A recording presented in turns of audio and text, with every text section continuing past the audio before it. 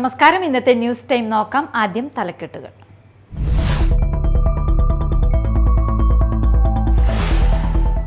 പുതുക്കാട് സെന്ററിൽ യുവതിയെ ഭർത്താവ് കുത്തി പരിക്കേൽപ്പിച്ചു. കൊട്ടേക്കാട് ഓലഴിക്കൽ വീട്ടിൽ 28 വയസ്സുള്ള ബിബിതയ്ക്കാണ് കുത്തേറ്റത്.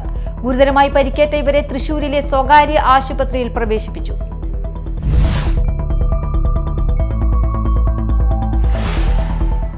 സെറിബ്രൽ പൾസിയെ അതിജീവിച്ച് നവാഗത സംവിധായകനായി ഉയർന്ന രാകേഷ് കൃഷ്ണൻ കുരുമ്പാലയുടെ സിനിമ കളം അറ്റ് 24 കാണുവാൻ ഉന്നത വിദ്യാഭ്യാസ മന്ത്രി ഡോക്ടർ ആർ ബിന്ദുവും സാമൂഹ്യനീതി വകുപ്പ് ജീവനക്കാരും തിരുവനന്തപുരം നിള തിയേറ്ററിൽ നേരിട്ടെത്തി.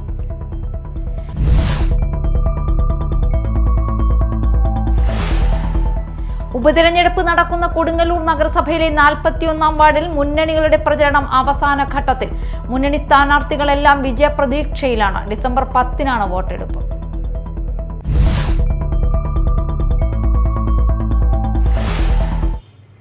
വാർത്തകൾ വിശദമായി.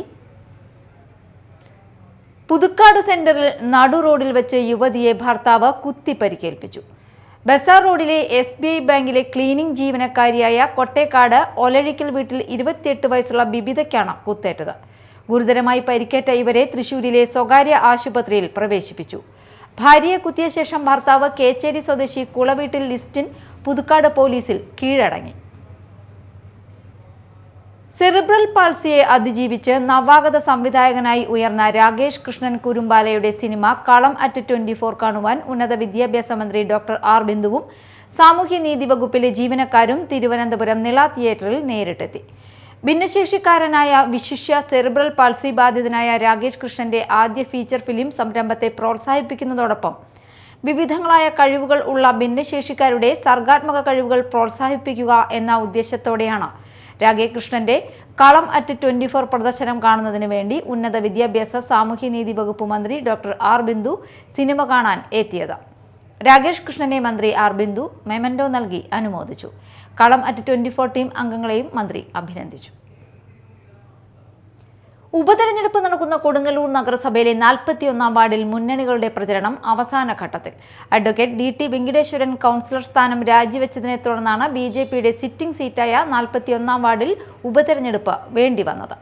സമീപകാല തെരഞ്ഞെടുപ്പുകളിൽ BJPക്കായിരുന്നു മേൽക്കൈയെങ്കിലും ഒരു ത്രികോണ മത്സരത്തിന്റെ പ്രതീതി ജനിപ്പിക്കാൻ ഇക്കുറി എതിരാളികൾക്കായിട്ടുണ്ട്. ഗീതാ റാണിയാണ് ഇത്തവണ BJP നയിക്കുന്ന NDA സ്ഥാനാർത്ഥി. കഴിഞ്ഞ തെരഞ്ഞെടുപ്പുകളിലേതുപോലെ തന്നെ മികച്ച ഭൂരിപക്ഷത്തോടെ വാർഡ് നിലനിർത്താൻ കഴിയുമെന്ന ആത്മവിശ്വാസത്തിലാണ് BJP.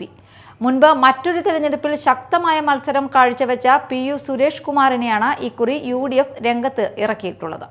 പ്രചരണം അവസാന ഘട്ടത്തിലെത്തി നിൽക്കുമ്പോൾ ശുഭപ്രതീക്ഷയാണ് UDF നേതൃത്വം പങ്കുവയ്ക്കുന്നത്.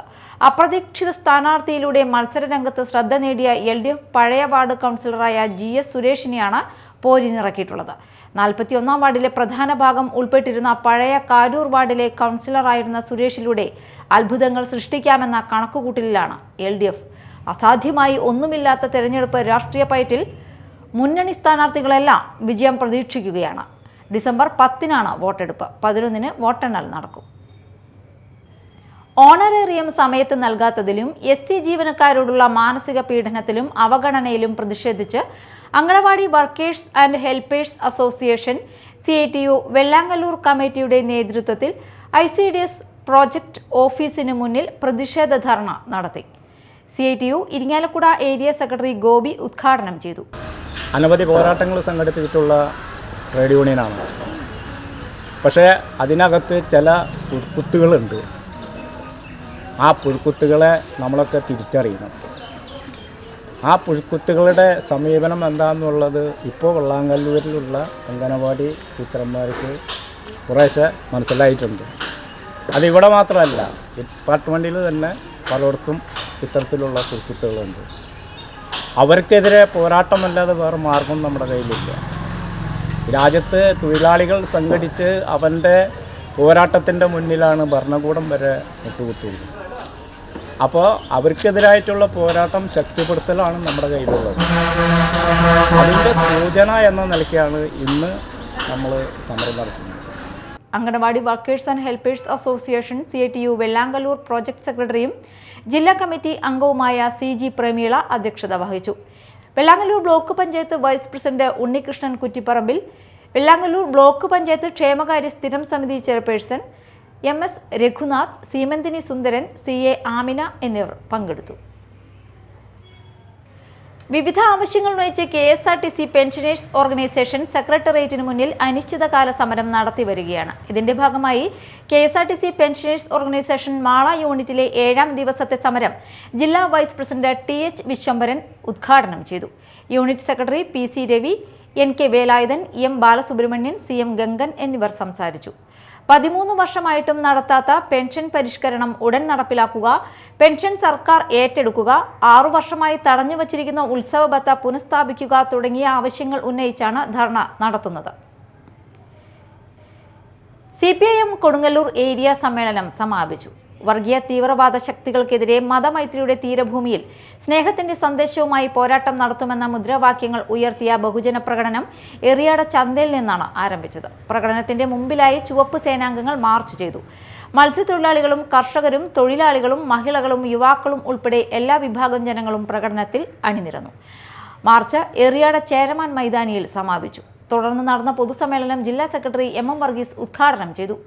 ഏരിയ കമ്മിറ്റി അംഗം KR ജയത്രൻ അധ്യക്ഷത വഹിച്ചു. ജില്ലാ സെക്രട്ടേറിയറ്റ് അംഗങ്ങളായ PK ഡേവിസ്, PK ചന്ദ്രശേഖരൻ, ജില്ലാ കമ്മിറ്റി അംഗം KV Rajesh, area secretary KM Mushtaq Ali എന്നിവർ സംസാരിച്ചു. പ്രധാന വാർത്തകൾ വീണ്ടും.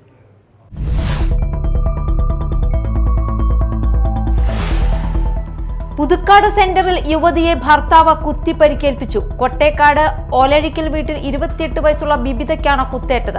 ഗുരുതരമായി പരിക്കേറ്റ ഇവരെ തൃശൂരിലെ സ്വകാര്യ ആശുപത്രിയിൽ പ്രവേശിപ്പിച്ചു.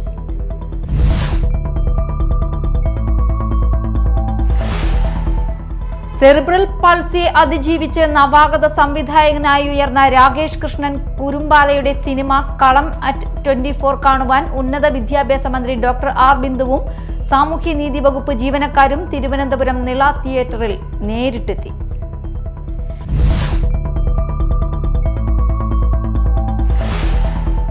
ഉപതെരഞ്ഞെടുപ്പ് നടക്കുന്ന കൊടുങ്ങല്ലൂർ നഗരസഭയിലെ 41ാം വാർഡിൽ മുന്നണികളുടെ പ്രചരണം അവസാന ഘട്ടത്തിൽ. മുന്നണി സ്ഥാനാർത്ഥികളെല്ലാം വിജയപ്രതീക്ഷയിലാണ്. ഡിസംബർ 10-നാണ് വോട്ടെടുപ്പ്.